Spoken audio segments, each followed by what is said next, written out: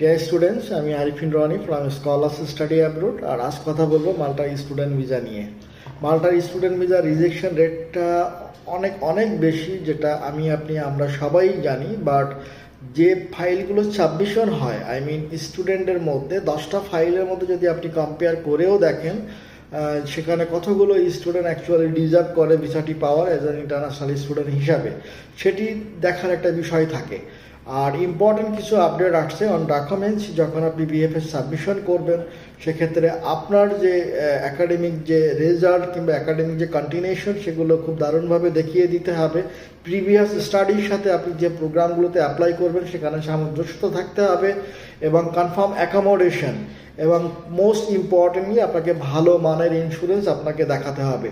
এর পাশাপাশি স্পন্সর ডকুমেন্টসগুলোর মধ্যেও অনেক চেঞ্জিং আসছে, কিছু অ্যাডিশনাল ডকুমেন্টসও তারা অ্যাড করতে বলছে।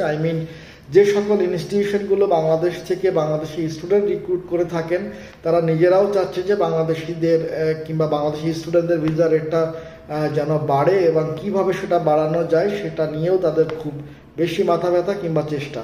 সো যে ডকুমেন্টসগুলো আপডেট বিষয় নিয়ে তারা কথা বলতে চাচ্ছে, এগুলো আমরা অবশ্যই আপনাদেরকে গাইড করব। সো এক্ষেত্রে বলা যায় যে নতুন একটা আশা, নতুন একটা অপরচুনিটি নিয়ে আপনারা